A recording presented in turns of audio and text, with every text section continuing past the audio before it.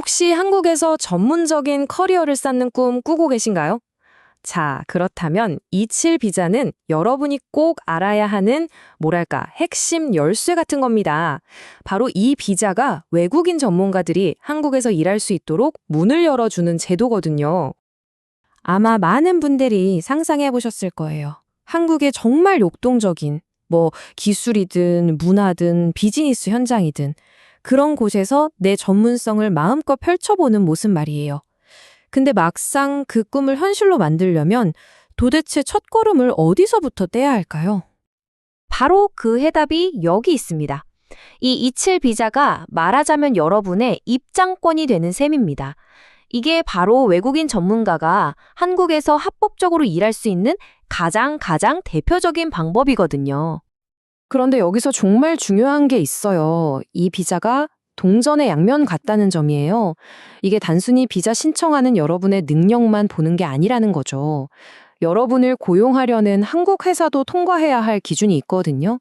그래서 오늘 이 시간에는 이 두 가지 관점, 그러니까 지원자 입장이랑 회사 입장, 이걸 모두 꼼꼼하게 한번 파헤쳐 보겠습니다. 자, 좋습니다. 그럼 먼저 27 비자라는 게 도대체 뭔지 그 본질부터 한번 들여다볼게요.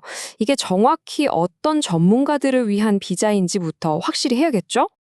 자, 공식적으로는요, E7 비자는 대한민국 법무부가 딱 정해놓은 87개 전문 분야에서 일하려는 외국인들을 위한 제도예요. 여기서 진짜 중요한 키워드가 바로 전문성입니다. 그러니까 단순 노동 말고요. 진짜 높은 수준의 기술이나 지식이 필요한 일, 바로 그런 직무에만 해당된다는 거죠. 자, 그럼 첫 번째 체크리스트를 한번 열어볼까요? 바로 비자를 신청하는 여러분 입장에서 과연 어떤 자격이 필요한지 한번 살펴보겠습니다. 가장 흔한 케이스가 E7-1 비자인데요. 이걸 기준으로 말씀드릴게요. 자격을 증명하는 길이 크게 세 가지가 있습니다. 여러분은 이 중에 어디에 해당되는지 한번 잘 들어보세요. 자, 여기 세 가지 길이 보이죠? 첫 번째는 학자 타입이에요. 만약 관련 분야에서 석사학위 이상이 있다? 그럼 경력이 없어도 오케이입니다. 두 번째는요, 학사학위가 있는 경우. 이럴 땐 최소 1년 이상의 관련 경력이 추가로 필요합니다. 학사랑 경력을 세트로 묶는 거죠. 마지막으로, 나는 학위는 없지만 실전파다 하시는 분들. 바로 베테랑 타입입니다. 해동 분야에서 5년 이상 쭉 일해오셨다면 그 경력만으로도 전문성을 인정받을 수 있어요. 자, 이렇게 여러분의 자격 요건을 확인했으니까 이제 동전의 다른 면을 뒤집어 볼 시간이죠.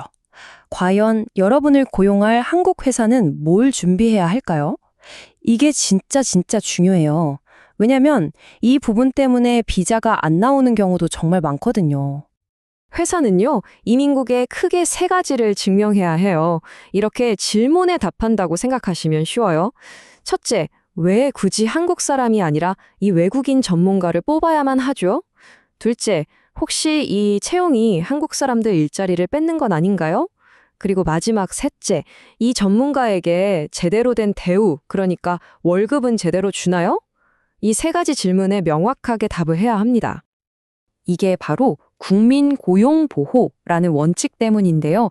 회사는 말 그대로 우리가 한국에서도 사람을 뽑으려고 이렇게나 노력했는데 도저히 못 찾았습니다. 이 직무는 꼭 이 외국인 전문가가 해야만 합니다. 라는 걸 서류로 증명해야 하는 거예요. 그 필요성을 아주 구체적으로요. 그리고 또 하나의 아주 중요한 규칙, 바로 20% 룰입니다. 이게 뭐냐면 전체 직원 중에서 외국인 직원 수가 20%를 넘으면 안 된다는 거예요. 제일 쉽게 설명하면 한국인 직원이 최소 5명은 있어야 외국인 전문가 1명을 채용할 자격이 생긴다. 이렇게 보시면 됩니다. 자, 그리고 마지막으로 돈 문제, 바로 급여 조건입니다.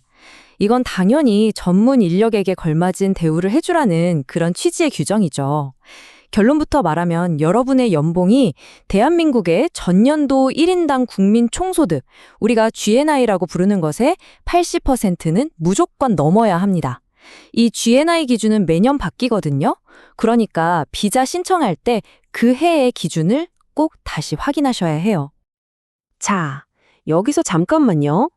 많은 분들이 27 비자 얘기하면 좀 헷갈려 하시는 게 하나 있어요. 바로 27-4 비자인데요.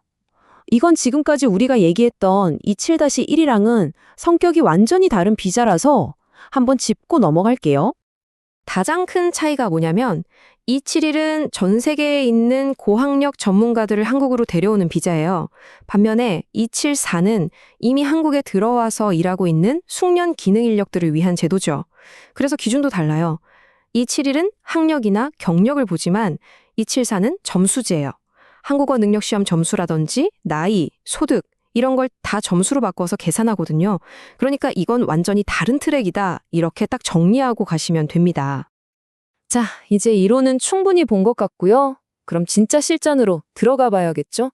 성공적인 비자 신청을 위해서 도대체 어떤 서류들을 챙겨야 하는지 바로 한번 알아보겠습니다.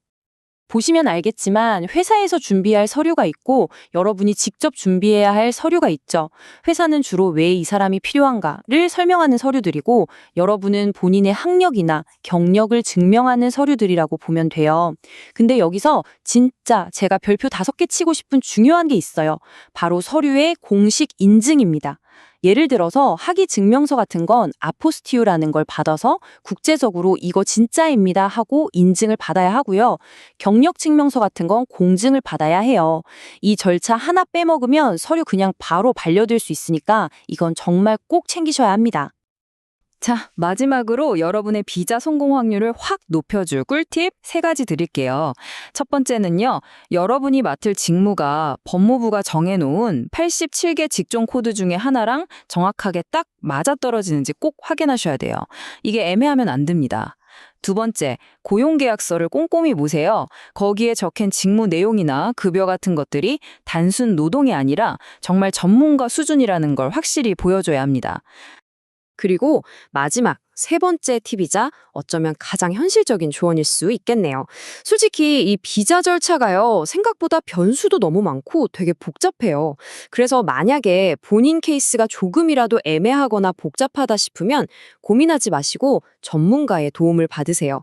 이게 당장은 돈이 되는 것 같아도 결국에는 여러분의 시간과 노력을 아껴주는 최고의 투자가 될 수 있습니다. 이건 정말 꼭 기억해 주세요. 자, 오늘 이렇게 E7 비자라는 한국으로 가는 커리어의 지도를 함께 펼쳐봤습니다. 지원자로서 가야 할 길, 그리고 여러분을 고용할 회사가 가야 할 길, 양쪽 길을 모두 확인했죠? 이제 이 지도는 여러분 손에 있습니다. 이 지도를 들고 한국에서의 새로운 커리어를 향해 나아갈 준비 되셨나요? 그 다음 발걸음은 이제 여러분의 몫입니다.